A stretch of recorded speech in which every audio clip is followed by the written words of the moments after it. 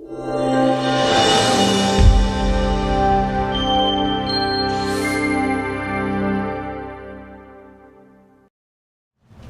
welcome to City Scene. I'm Shannon Austin. On today's show, we're going to start off with a street construction update at 69th and Western Avenue. We are meeting with Josh Vandenboss, our project manager. Josh, welcome back to the show. Thank you. We haven't been here for a while, so there's been a lot that's been happening. Can you give our viewers an update on what's been accomplished in the last couple of months? Well, since the last time we talked, we finished the north side of 69th Street, all the way from Minnesota Avenue to Lando Circle, which is the western edge of limits of our project. And we just recently had a 21-day closure of Western Avenue on the south side of 69th Street. Okay. And now that's been reopened, so now we're concentrating on the south side of 69th Street. So been very busy. Correct. Excellent. So has there been any challenges in the last month? Mainly just a very wet August, Okay. and then the cooler temperatures has not been very conducive towards drying once everything gets saturated. Okay. Is the contractor on schedule? Yeah, I believe they are. They really nailed out the Western Avenue closure, and that really helped their schedule in the long run. Excellent. How's traffic been? It's been busy still. Yeah. So there's been a pretty consistent, when I came out here today, it's been pretty consistent, but people are still being able to travel through the intersection. Correct. Yep. And with the Western Avenue closure and getting that reopened all in one phase, we've been able to add some additional capacity on Western Avenue, so that helps traffic flow. So what can our drivers expect to see in the next month? Well, the contractor's now prioritizing the south portion of the project, which would be the south side of 69th Street. They're going to start on the west limits of the project and work their way east. I would expect in the next couple of weeks for them to be done with the south side of 69th Street. And when I say done, I mean curb and gutter, gravel, maybe a couple lifts of asphalt. Okay. And then as we move further on over the next few weeks there, I would expect them to work from Western all the way to Minnesota Avenue, graveling, curb and gutter. All the utilities are done in this portion, so things should move pretty quickly now. So what about the traffic signals? I know when you drive through there's been a temporary traffic signal. When can our drivers expect to see those permanent signals go up? Well, our permanent signals unfortunately won't be here till later in the fall. Okay. But the contractor is going to improve the intersection as it functions by adding a 5-section signal head as opposed to a 3. So we'll be able to run traffic more head-to-head as opposed to 4 split phase. Okay. So are you planning any more actual street closures? Not major street closures. There will be some more temporary closures to some of the neighborhood intersections. Okay. So how have the neighbors been? Neighbors have been very well. They've been very patient, especially working in some people's backyards. Overall, they've been very good to deal with. And okay, so what about, is there anything you want to mention to our viewers as far as anything unique about this project that you want to share? Well, when we're done there, we'll have a 10-foot bicycle shared use walking path along the west side of Western Avenue, all the way from where the 57th and Western project took off, I think 14, all the way to La Quinta, the very south end of the project. So that would be great for our bikers and just people using the bike trail. All right, well, completion date is when? Mid-October. Excellent. Well, this year. You guys got a lot of work to do yet, but it looks like you're doing great. So thanks so much for your time. We are off to 49th Street and Louise, where our next project update. Well, our next visit is out here at Louise Avenue from 41st Street to 49th Street, one of the biggest projects for the city. We welcome back to the show Dustin. Dustin, welcome back. Thank you. You guys have been busy out here. Yeah, we've got a lot done. Yeah, what's happened in the last month? In the last month, we've been focusing on building the east lanes, so the 3 east lanes, the northbound lanes in the future. And that was recently completed, and so now they've been working on construction of the turn lanes and the center median, and that's kept them busy. So is there anything that slowed you down yet? You know, we had a rain in early August that slowed us down for about a day, but we were able to keep work the next day and keep paving and keep putting concrete down. Excellent. So permanent traffic signals, those are going up. Remind our viewers where? So we'll have permanent traffic signals obviously at 49th and Louise. Okay. And we'll also have one at the Coles Empire Place traffic signal just like before. So same locations. There'll be wider intersections with adaptive traffic signals. Oh, so will it be tied into the new adaptive system on 41st Street? Exactly. Excellent, excellent. So our viewers can look forward to that. How about the property owners? I know being next to Target and Kohl's in the mall, how have those folks been to work with? You know, they've been good to work with. Excellent. You know, we try to keep them informed of the changes, and when we have to close access temporarily, make sure there's, you know, they have access and alternate routes. And right. Luckily, they're bigger properties, so they have multiple access points, Yeah. which actually makes it easier for construction. So We just came from 69th and Western, and I was amazed at how much traffic that still flowed through the area. It doesn't, and again, looking at Louise, it doesn't look like the traffic has gone down. Have you noticed the traffic, is it coming back now that they have fresh concrete to drive on? You know, I did notice a change. Obviously, Yeah. when we started the project, we were still driving on old pavement on that half, and so since we put them on new pavement, traffic has come back. So Oh, people, yeah. you know, more than the beginning of the project for sure. Excellent. Have there been any challenges that you want to share with our viewers on the project? You know, we've been fortunate with weather, so that would normally be something that we'd talk about being a difficulty on a project like this, but Right. really been fortunate there. And I would say one of the number one things is making sure we keep people moving and keep people safe, and that's gone well. But you know, with this many cars, it's Right. always a challenge on Right. a project. So you mentioned the rains that we had in August. How did the drainage system work? I know we have some minor flooding at the intersection of 49th and Louise during those heavy rain events. Did we see a minor improvement or a little bit of improvement? Yeah, it did. We didn't have the same issues that we had before. Obviously, I haven't seen what that rainfall was compared to other events, but Right. it definitely held up pretty well. So we're Excellent. pleased with that. So do you think there'll still be some minor flooding? I mean, for our viewers to, I guess, be aware of? Always, you know, Yeah. anytime you get a rainfall that intense in that short period of a time, you know, that short time period, it's always a challenge for any drainage system to handle. So. Okay.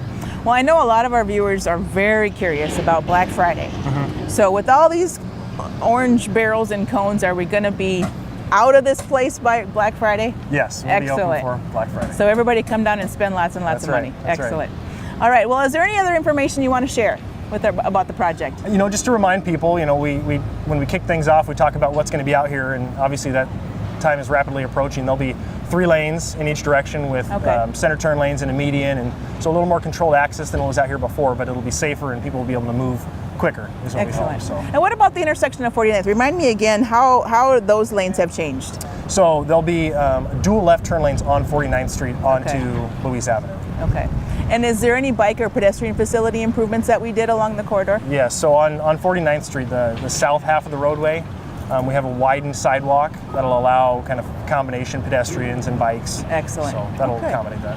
Well, I'm excited to see how this traffic works this coming winter. So Yes, me too. thanks so much for your time, and I think you guys got it under control here. So, thank you. For all of our latest street construction updates, please stay tuned to SiouxFalls.org.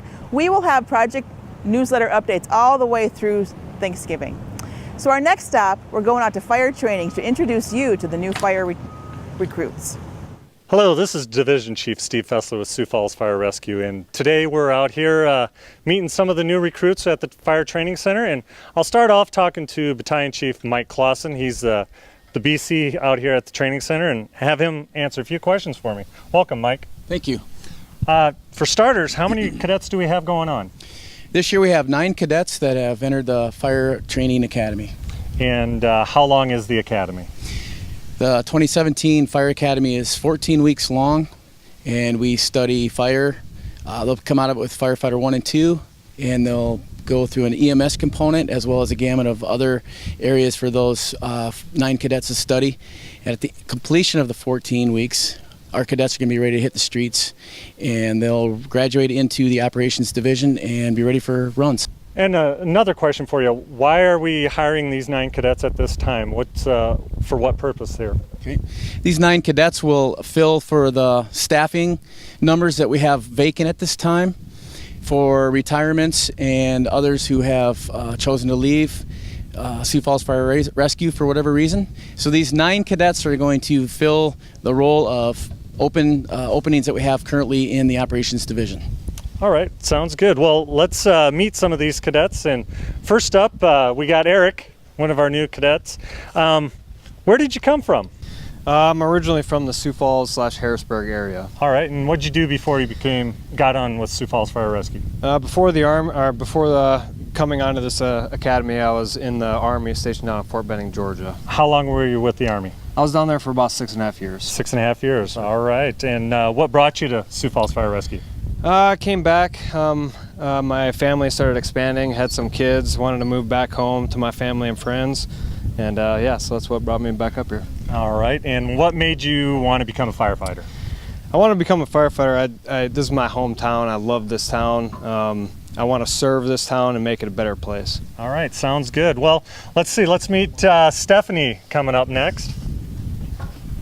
Hi. Stephanie, hi. How are you doing? Great. And where did you come from before here? I'm originally from north of Seattle, Bellingham area. Okay. It's a long ways away. A long ways away.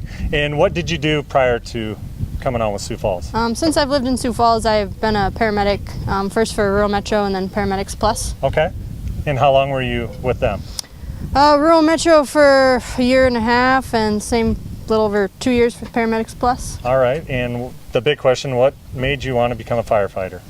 Well, I didn't know I wanted to be a firefighter until I became a paramedic, and you know, I love EMS, but I'm extremely physically active and wanted to do a little bit more with that, and met some of the firefighters and had really good experience with Sioux Falls Fire, working with them on calls, and felt like it'd be a good fit. Excellent. Well, let's move on to the next one. Chris. Hi. Hello, welcome, Chris. How are you? Pretty good. And, Feeling great. Where did you come from before? Born and raised right here in Sioux Falls. Okay. And last 3 years I've been up in Duluth, Minnesota. Duluth, Minnesota. Okay. And what did you do in Duluth? In Duluth, I was working for Gold Cross Ambulance as a paramedic. And then I was also a firefighter, volunteer firefighter in Hermantown, Minnesota.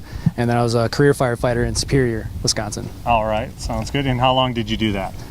For Gold Cross, I was working 3 years. And then I was also two and a half years with the volunteer department, and then 4 months with the career side. Okay. So what brought you back to Sioux Falls? I love it here. This is home. You know, I love flat. I love the wind. I love how active this city is. The size of it. All my friends and family are back here. It's just what I know and I love. I really missed it. Every time I would come back home, it's like I need to come back here. I need to live here. It's just a great place to start out and grow a family. And what made you want to become a firefighter? I've wanted to be a firefighter since I was 3 years old, actually. So my mom's a daycare provider, and and every first Friday of the month, the tornado alarms would go off. And so we'd have a safety day, and some of those safety days we got to go to the fire department, actually Station 1 Central, and get a tour and meet the firefighters and stuff. And that's really what sparked it. At 3 years old, I just knew that this is what I want to do, this is who I want to work for. So I had to do all the different steps. I shadowed here, took tours and stuff, and talked to firefighters to realize what steps I need to take to become a Sioux Falls firefighter.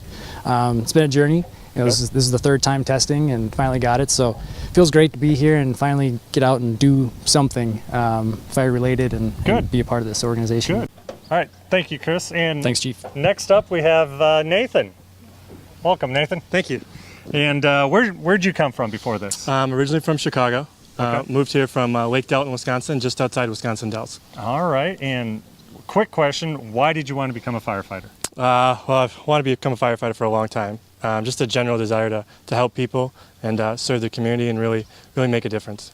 And Nathan, what'd you do before coming to Sioux Falls? I was actually a golf pro. I ran a golf course just outside Wisconsin Dells. And how long did you do that? About 2.5 years. 2.5 years. All right, well, thank you. Thank Welcome. you. If you wanted to learn more about Sioux Falls Fire Rescue, go to siouxfalls.org/fire. And our next testing will be in the fall of 2018. Thank you.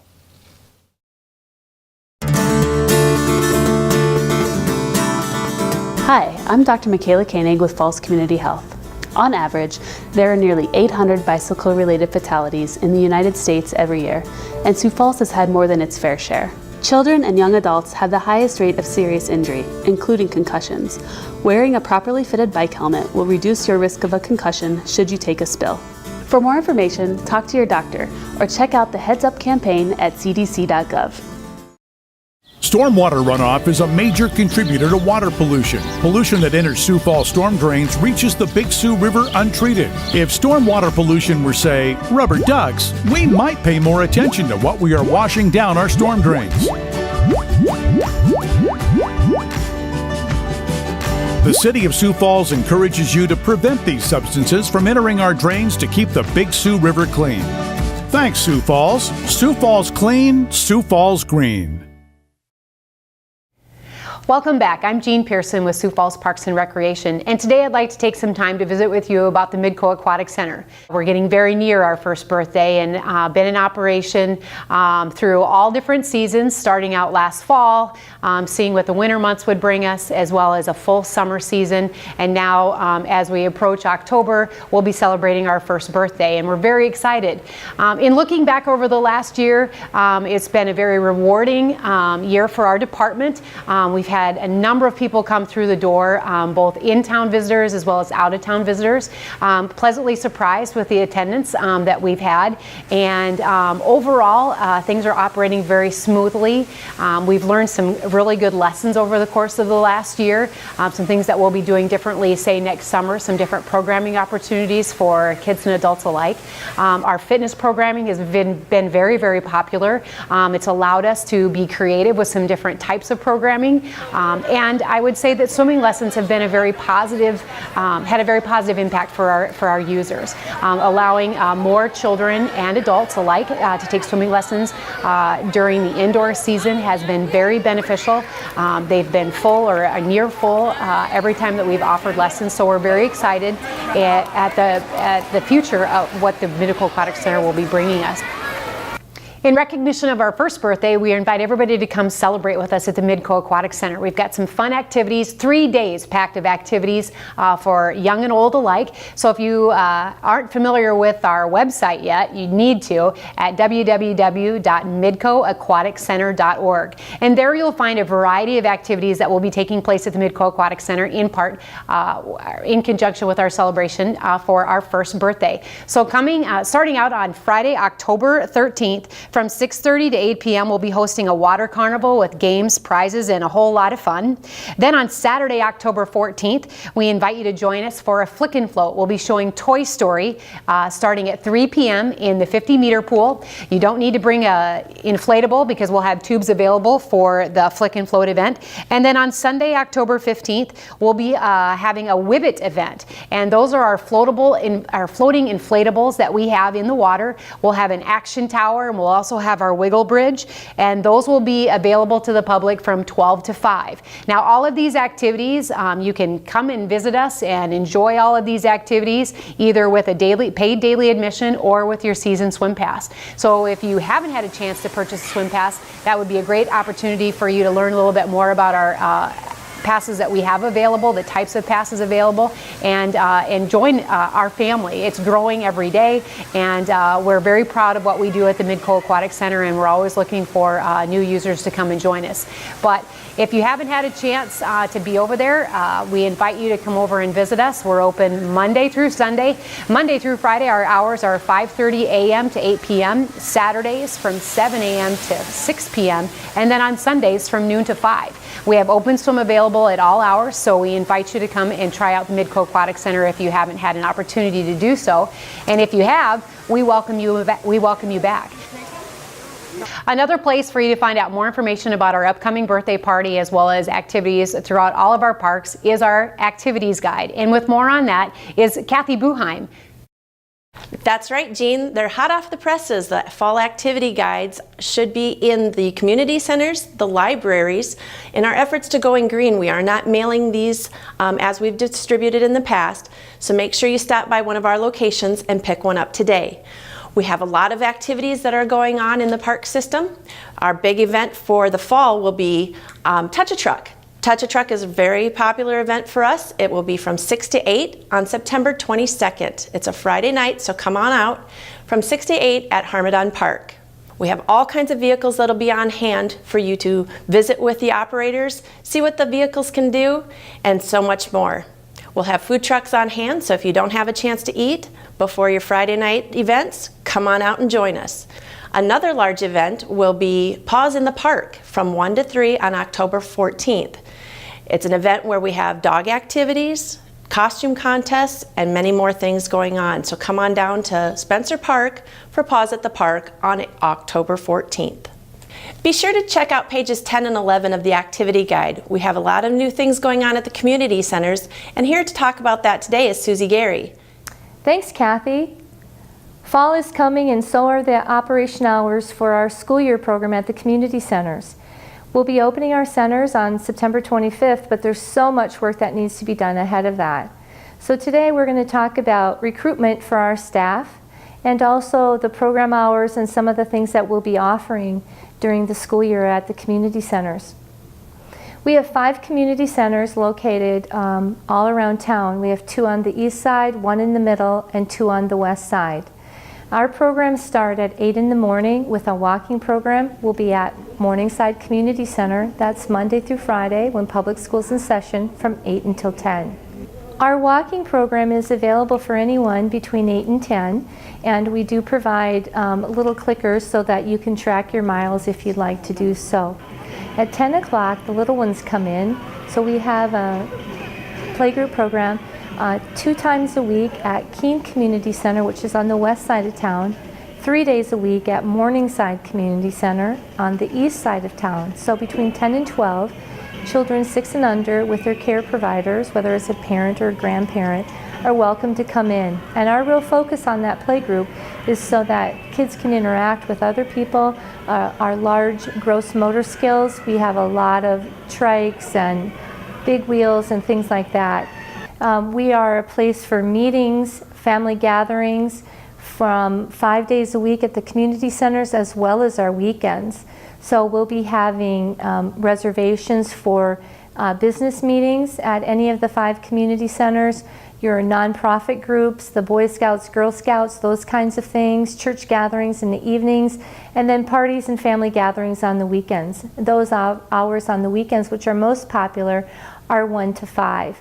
And we have 1 to 3 meeting rooms, depending on the location of the community center, and a lot of amenities. So if you want to have your Thanksgiving party the Saturday after Thanksgiving, what a great place to do that. You can have the meeting room, bring in all of your potlucks and things like that. And then while the adults are visiting, maybe the kids would join us in the computer lab, the game room, or in our open gym. We also have a weekday open gym program that's will be starting at the end of September. And that is for children 7 and older to come unattended, or anybody's welcome to come as long as they have a guardian with them, 16 or older, if they're under the age of 7.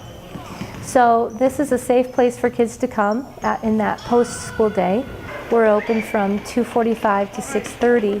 We have our gyms, our meeting rooms for little programs if we have activities going on, our game room, and our computer lab, as well as the lobby.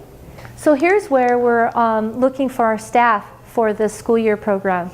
We're looking for staff who are able to walk in the door at 2:30, be there until 6 to 6:30 weekdays when public school's in session. So we pay $10 an hour, and we offer a hiring bonus, a referral bonus, mid-season bonus, and end-of-season bonus.